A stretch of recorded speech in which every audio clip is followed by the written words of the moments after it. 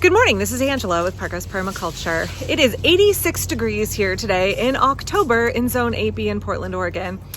A year ago, we were having fires in the wood stove and it was cold and rainy. I am really not happy about this extra week of extended summer weather where it's going to be like in the mid 80s and high 70s for the whole rest of the week.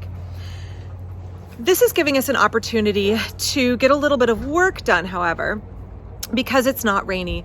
And my kids have been out here helping me because I actually injured my thumb, and so I'm trying to avoid using pruners, which really aggravates the injury.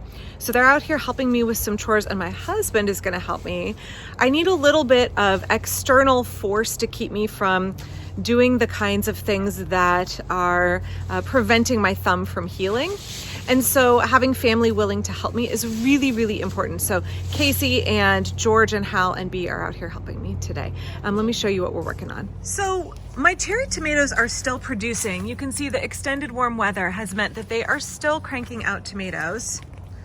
Obviously my Physalis peruviana, Cape gooseberries, still producing loads. I have to be careful because there are spiders on a lot of them, so I have to look before I reach in and pick them.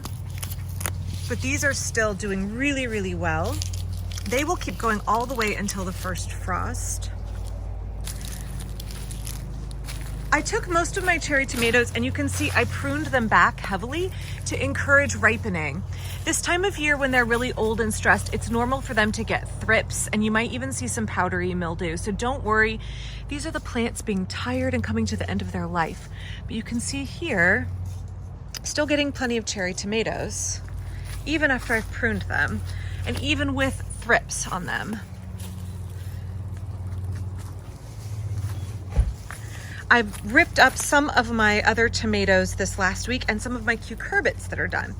And I have pruned back any of my zucchini that are left. Now, I see folks commenting a lot about, oh, it's the end of the season and I'm seeing pest and disease pressure on my plants, like powdery mildew all over this zucchini. You can see this is what the leaves should look like. This is what they look like with powdery mildew. When your garden plants, your annual garden plants, are coming to the end of their life, when temperatures are getting too cold for them and they begin to get really stressed, they let down their defenses. They no longer have those defenses they had when they were young and vigorous, and you will see pest and disease pressure naturally come in and prey on those weaker plants. They are already dying. There is no need to treat it.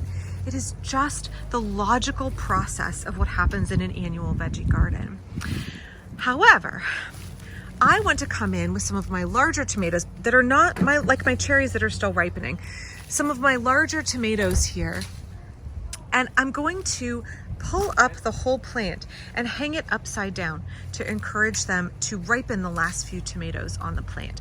I need to come in and prune off all of this new growth since the last time I pruned it, clip my tomato and hang it upside down. I'm probably gonna hang it back here. Thanks for helping, you guys. So for any of the tomatoes we're leaving in the ground, Casey is coming along and he's just clipping back.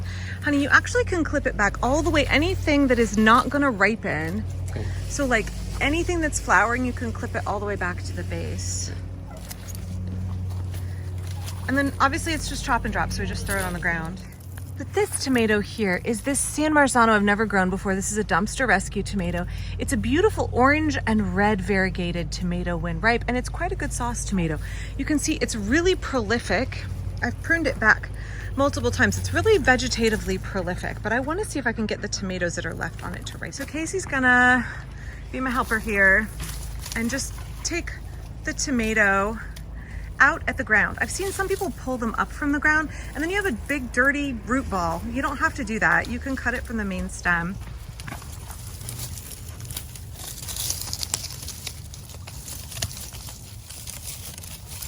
Now, if you have a tomato cage, you're gonna have to lift the whole tomato cage out. But before we do that, let's cut off the extra vegetation real quick.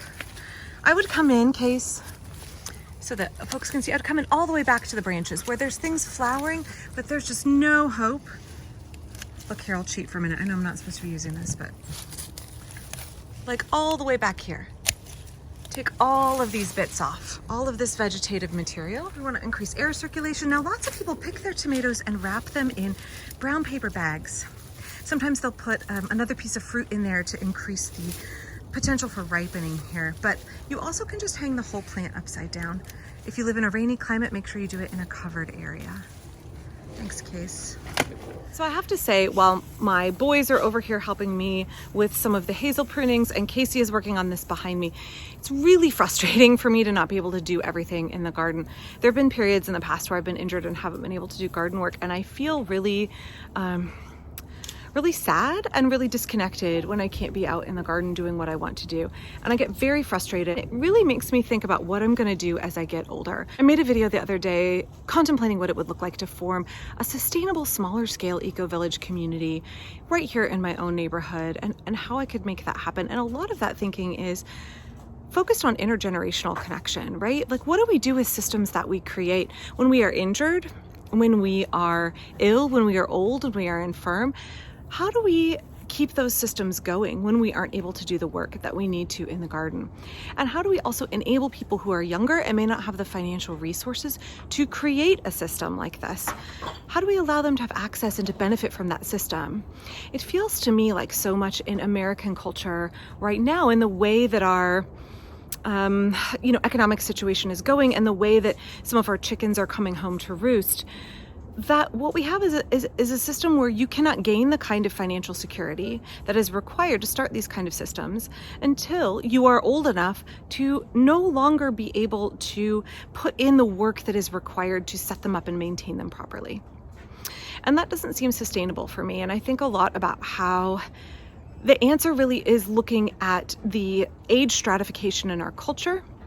Talked about childism and ageism in permaculture, but also just in American society, the age stratification in our culture and how much that hampers us, and how I see the solution, or one of the many multifaceted parts of the solution, is to connect those with a need with those with resources.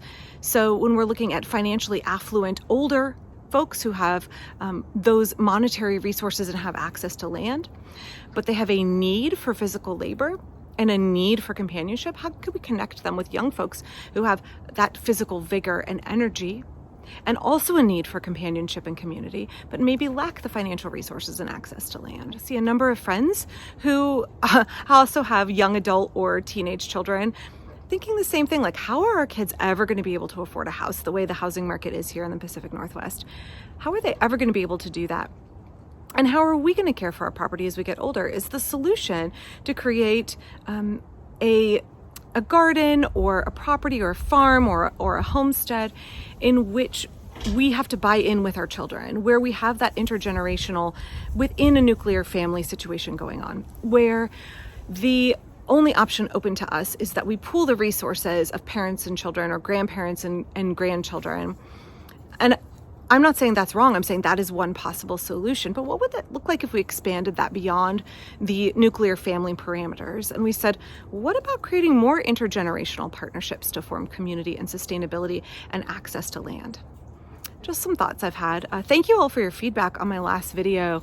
I think some folks were under the assumption that what I was asking was like crowdfunding. I want you all to help me pay for my dream. And that's not it. I'm looking for solutions outside the box. What am I missing? What am I not thinking of that would help build a more sustainable park grows, that would help more folks who are financially disenfranchised, who have not had those kind of generational access to wealth and privilege? How can they also access permaculture in a very expensive American capitalist culture, in a very expensive but also very lush and productive and gardening conducive part of the world? How can we increase access? Oh, did you hear that red-tailed hawk?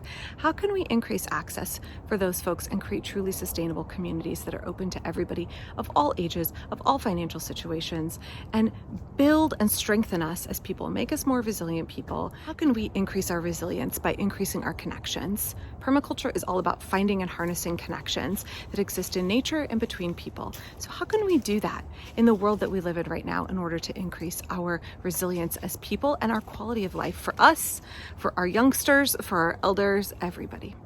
Just some thoughts. And now we're going to get hanging these tomato plants upside down so I can get the last little bit of my crop, and I'm going to get out of the sun because 86 degrees in October is deeply upsetting. I am looking forward to the rain and the gray. I hope you are staying well, and I'll be back soon. Thanks.